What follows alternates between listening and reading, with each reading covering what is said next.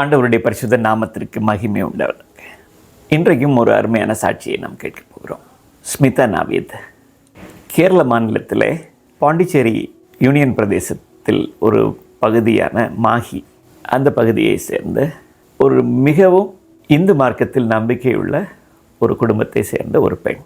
சில காலங்களுக்கு பின்பு, அவள் பிறந்து சில காலங்களுக்கு பின்பு அப்பாவும் அம்மாவும் பஹ்ரைன் தேசத்திலே வேலை கிடைத்து அங்கே போனார்கள்.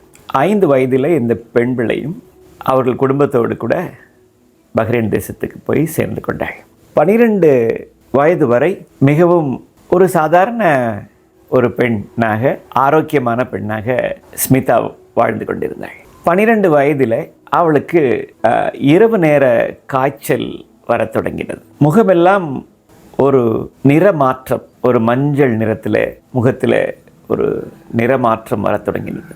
அப்பொழுது அவள் 7ஆம் வகுப்பு படித்துக் கொண்டிருந்தார். அப்போ அவளை ஒரு அரசாங்க மருத்துவமனைக்கு மனாமாவில் அழைத்து கொண்டு போனார். அங்கே டாக்டர்கள் இவளை பரிசோதித்து விட்டு அங்கே இருந்த ஒரு மிகப்பெரிய மருத்துவமனைக்கு ஸ்மிதாவை அனுப்பி வைத்தார்கள். அங்கே அவர்கள் ஸ்மிதாவை பரிசோதனை செய்து பார்த்து போன் மேரோ டெஸ்ட், எலும்பிற்குள்ளே இருக்கிற அந்த நிணநீரை எடுத்து அவர்கள் பரிசோதித்து பார்த்த பொழுது அக்யூட் லிம்போபிளாஸ்டிக் லூகேமியா செகண்ட் ஸ்டேஜ், இந்த பிள்ளை இனி 2 மாதம்தான் உயிரோடு வாழ்வாள் என்று மருத்துவர்கள் அப்பாவினிடத்திலே சொல்லிவிட்டார்கள். அம்மா அங்கே இருக்கிற இந்தியன் ஸ்கூலில் வேலை பார்த்து கொண்டிருந்தார்கள், டீச்சராக வேலை பார்த்தார்கள். தன்னுடன் பணிபுரிகிற மற்ற நண்பர்களிடத்தில் இது சொல்ல தொடங்கின பொழுது பஹ்ரைன் தேசத்தில் இருக்கிற அந்த பட்டணத்தில் மனாமாவில் இருக்கிற எல்லா சபையை சார்ந்தவர்களும் ஸ்மிதாவுக்காக ஜெபிக்க தொடங்கினார். வீட்டுக்கு வந்து ஜெபிக்க தொடங்கினார்கள். அப்பொழுது அங்கே சர்ச் ஆஃப் பிலதெல்பியா என்கிற சர்ச்சில் இருந்த பாஸ்டர் தாமஸ், அவருடைய மனைவி ஆனி என்கிற ஒரு சகோதரி ஸ்மிதாவுக்கு ஒரு வேதாகமத்தை பரிசீலித்தார்கள். மிகவும் சந்தோஷமாய் அதை அவள் வாசிக்க தொடங்கினாள்.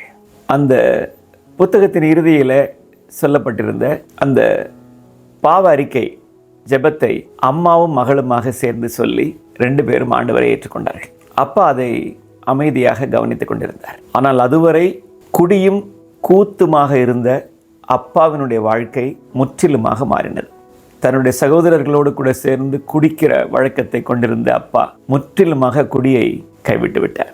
அப்பா தன்னுடைய நண்பரின் ஆலோசனைப்படி மகளை அழைத்து கொண்டு பாம்பேக்கு வந்து 1991ஆம் ஆண்டு இந்த பிள்ளை 7ஆம் வகுப்பு படித்து கொண்டிருந்த பொழுது டாடா கேன்சர் இன்ஸ்டிடியூட்டில், மெமோரியல் இன்ஸ்டிடியூட்டில் கொண்டு வந்து இவளை பரிசோதித்து பார்த்த பொழுது அங்கேயும் அவர்கள் போன் மேரோ டெஸ்ட் எடுத்து கேன்சர் இருக்கிறதை உறுதி செய்து கொண்டார்கள். டாக்டர்கள் சொன்னார்கள், நாங்கள் இவளுக்கு கீமோதெரப்பி கொடுக்க வேண்டும், அதனால் இந்த பிள்ளை 6 மாதம் எங்களுடைய வைத்தியத்திற்காக இவள் வர வேண்டும் என்று சொன்ன பொழுது அங்கே அப்பா தன்னுடைய சகோதரியினுடைய வீட்டில் ஸ்மிதாவை விட்டுவிட்டு பஹ்ரைனுக்கு திரும்பி போய்விட்டார்கள்.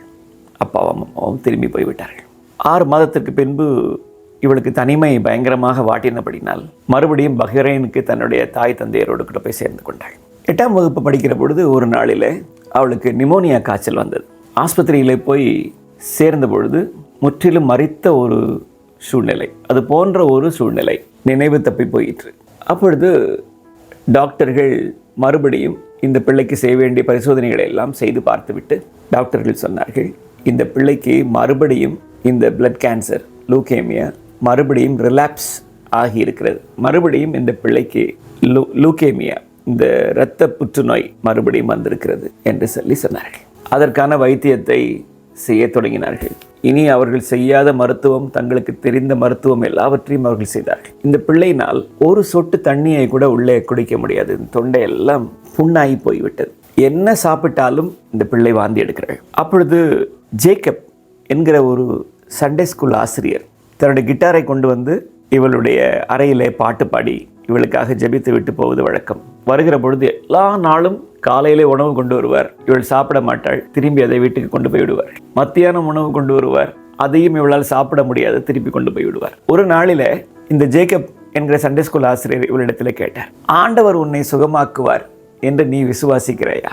அப்பொழுது ஸ்மிதா சொன்னாள், நிச்சயமாக நான் நம்புகிறேன், என் ஆண்டவர் என்னை சுகமாக்க வல்லவர் என்று சொல்லி அவரிடத்தில் சொன்ன பொழுது ஓகே, அவர் ஒரு வசனத்தை இவளுக்கு சொல்லுகிறார், நீங்கள் விசுவாசம் உள்ளவர்களாய் ஜெபத்திலே எவைகளை கேட்பீர்களோ அவைகளை எல்லாவற்றையும் பெற்றுக்கொள்வீர்கள் என்று அவளிடத்தில் சொல்லிவிட்டு தான் கொண்டு வந்த உணவை மேலே கை வைத்து அவர் ஜெபித்து இவளை சாப்பிட சொன்னாள். அந்த தட்டில் ஒன்றையும் மீதம் வைக்காமல் சாப்பிட்டு விட்டாள். தண்ணீர் குடித்தாள். அங்கே இருந்த ஜூஸை அருந்தினாள். அவர் ஜெபித்து விட்டு போய்விட்டார். சற்று நேரத்தில் தூங்கி போனாள். தூங்கி கொண்டிருந்த பொழுது ஒரு கனவு தரிசனமாக இவளுக்கு வருகிறது. சிலுவையில் அறையப்பட்ட இயேசுவினுடைய சரீரத்திலிருந்து இரத்தம் இவள் சரீரத்தின் மேல் விழுந்து இவளுடைய நரம்புகளிலெல்லாம் பாய்கிறது. ஒரு பெரிய அடையாளம், ஆண்டவர் இவளை சுகமாக்கினார் என்கிற ஒரு நம்பிக்கையோடு கூட எழுந்தாள். யாக்கோபு 1:6. ஆனாலும் அவன் எவ்வளவாகிலும் சந்தேகப்படாமல் விசுவாசத்தோட கேட்க கடவன். சந்தேகப்படுகிறவன் காற்றினால் அடிபட்டு அலைகிற கடலின் அலைக்கு ஒப்பாயிருக்கிறான் என்ற வேதவசனத்தை இவள் நினைவு கூர்ந்தாள். அடுத்த நாள் காலையிலே தன்னுடைய சரீரத்திலே நல்ல சுகம் வந்திருக்கிறதை அவளால் உணர முடிந்தது. டாக்டர்கள் வந்த பொழுது டாக்டரிடத்தில் கேட்டாள், டாக்டர், நான் சுகமடைந்து விட்டேன், நீங்கள் என்னை ஏன் வீட்டிற்கு அனுப்பிவிடக்கூடாது என்று கேட்டாள். டாக்டர்கள், இல்லைம்மா, இனி 2 நாளைக்கு நாங்கள் உன்னை பரிசோதித்து பார்க்கிறோம் என்று சொல்லி மறுபடியும் எல்லா பிளட் டெஸ்ட்ஸும் இவளுக்காக செய்து பார்த்தார்கள். அடுத்த நாள் காலையில் பிளட் டெஸ்ட் வந்தபோது ஹெச்பி, ஆர்பிசி, பிளேட்லெட்ஸ் எல்லாம் நார்மல் என்கிற ஒரு ரிப்போர்ட் வந்தது. கர்த்தர் இவளுக்கு பூர்ண சுகத்தை கொடுத்தார். இது வசனம் சொல்கிறது, நீதிமான் செய்யும் ஊக்கமான வேண்டுதல் மிகவும் பலனுள்ளது. யாக்கோபு 5:16 சொல்லப்பட்டிருக்கிறது. அடுத்த 3வது நாள் இவளை ஆஸ்பத்திரியிலிருந்து டிஸ்சார்ஜ் செய்து அனுப்பிவிட்டார்கள். அனுப்பிவிடுகிற பொழுதே ஒரு கட்டு மாத்திரைகள் கொடுத்து அனுப்பினார்கள். இதை நான் இனி சாப்பிட போகிறதில்லை என்று சொல்லி இந்த பிள்ளை, இந்த 8ஆம் வகுப்பு படிக்கிற பிள்ளை, இதை கொண்டு மொத்தமாக குப்பை தொட்டியிலே கொண்டு போய் போட்டுவிட்டது. இதை பார்த்தவுடன் அப்பாவும் அம்மாவும் மிகுந்த கோபமடைந்தார்கள். நீ என்ன உன் உயிரோடு கூட விளையாடுகிறாயா என்று கேட்டார்கள். அப்பொழுது இவர் சொன்னார், ஆண்டவர் என்னை சுகமாக்கி இருக்க, நான் இதை ஏன் சாப்பிட வேண்டும் என்று சொன்ன பொழுது அப்பா அம்மா இவரிடத்தில் பொறுமையாக பேசத் தொடங்கினார்கள். இருந்தாலும் உனக்கு காசில் இருக்கிறதா என்று நான் பார்க்கட்டும் என்று ஒரு தெர்மாமீட்டரை கொண்டு வந்து இவளுடைய வாயில வைத்தார்கள். வைத்த உடனே அந்த தெர்மாமீட்டர் 2ஆக உடைந்து போனது. அப்பொழுதும் அப்பா சொன்னார், நீ தான் உடைத்தையா என்று கேட்ட பொழுது மகள் சொல்ல, நீங்கள் 2 பேரும் பார்த்துட்டு தானே இருக்கிறீங்க, ஆண்டவர் நான் சுகமாகி விட்டேன் என்கிறதை உங்களுக்கு காண்பிக்கும்படியாக அந்த தெர்மாமீட்டரை 2ஆக உடைத்து போட்டார் என்று அவள் சொன்னார்கள். ஆனாலும் அப்பா செகண்ட் ஒப்பீனியனுக்கு மறுபடியும் டாட்டா மெமோரியல் கேன்சர் சென்டருக்கு பாம்பேக்கு அழைத்து கொண்டு போகிறேன் என்று சொன்னார். இவள் சொன்னாள், இல்லைப்பா, இப்போ நான் பரீட்சை எழுதணும், 8ஆம் வகுப்பு பரீட்சை நான் எழுத வேண்டும். 7ஆம் வகுப்பே நான் 1 வருஷம் கூட 2 முறை படித்திருக்கிறேன். 8ஆம் வகுப்பிற்கு நான் பரீட்சை எழுதாமல் நான் உங்கள் கூட வர விரும்பவில்லை என்று சொன்ன பொழுது ஜூலை மாதத்தில் அப்பா தன்னுடைய ஒரு கசினை இவளோடு கூட சேர்த்து பாம்பேக்கு அனுப்பி வைத்தார். பாம்பேயில் போய் இந்த மார்ச், ஏப்ரல், மே, ஜூன், ஜூலை 5 மாதங்களும் டாட்டா மெமோரியல் இன்ஸ்டிடியூட்டுக்கு பஹ்ரைனிலிருந்து எந்த ரிப்போர்ட்ஸையும் அப்பா அனுப்பி வைக்கவில்லை. இப்படி ஜூலை மாதத்தில் ஸ்மிதா போனவுடன் அங்கே இருந்த 3 டாக்டர்கள் குழு இவளை பரிசோதித்து விட்டு இவளிடத்தில் மிகுந்த கோபமடைந்தார்கள். அப்பொழுது அவளை அழைத்து கொண்டு போன அப்பாவுடைய கசின் சொன்னார், இந்த பிள்ளைக்கு பைத்தியம் பிடித்திருக்கிறது, இவள் எந்த மருந்தும் சாப்பிட மாட்டேன் என்கிறாள், ஏதோ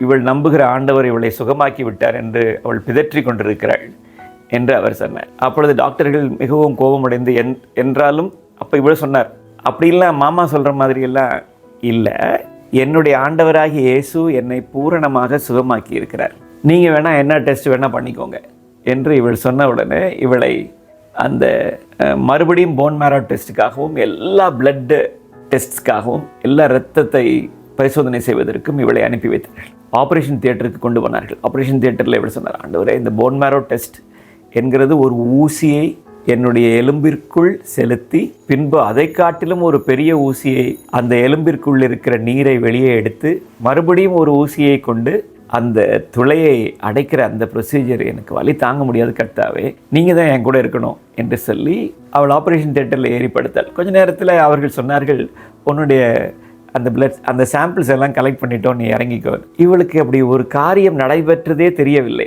ஆண்டவர் அவள் அருகில் நின்று அவளுக்கு வேதனையே வராதபடி அவளை பார்த்து கொண்டார். தன்னுடைய பாட்டி வீட்டிற்கு திருவல்லாவுக்கு கடந்து போனாள். ஒரு வாரம் கழித்து இந்த டாக்டர்கள் இந்த பெண்ணோடைய அப்பாவை அழைத்து சொல்கிறார்கள், எங்களுக்கு மிகப்பெரிய ஆச்சரியம், பூரணமாக சுகமடைந்திருக்கிறாள், இவளுக்கு ஒரு பிரச்சனையும் இல்லை, என்று அவளிடத்திலே அவங்க அப்பாவிடத்திலே சொல்லி ஆச்சரியப்பட்டிருக்கிறார்கள்.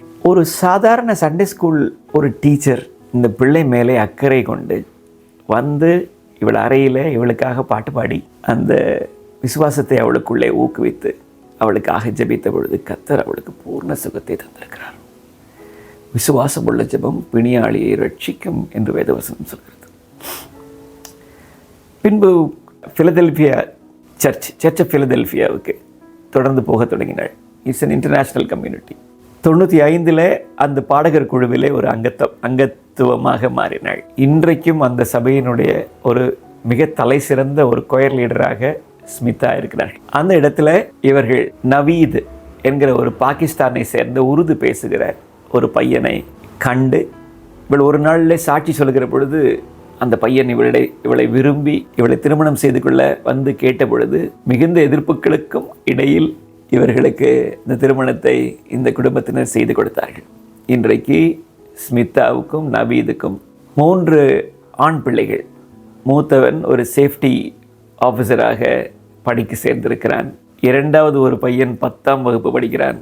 3வது ஒரு பையன் 2ஆம் வகுப்பு படிக்கிறான். இன்றைக்கு ஆண்டவர் இவர்களை குடும்பமாக பஹ்ரைன் தேசத்தில் ஆண்டவருக்கு மகிமையான சாட்சியாக வைத்திருக்கிறார். ஆண்டவரால் செய்யக்கூடாத அதிசயமான காரியம். இன்றைக்கும் இந்த மாதிரி ஒரு சூழ்நிலை வழியாக நீங்கள் யாராவது கடந்து போவீர்களானால் விசுவாசத்தோடு கூட கேட்கிற பொழுது கர்த்தர் யாரையும் சுகப்படுத்த முடியும். கர்த்தர் நல்லவர். இதற்கு நானும் சாட்சி. ஆண்டவர் உங்களை ஆசீர்வதிப்பாராக. நன்றி.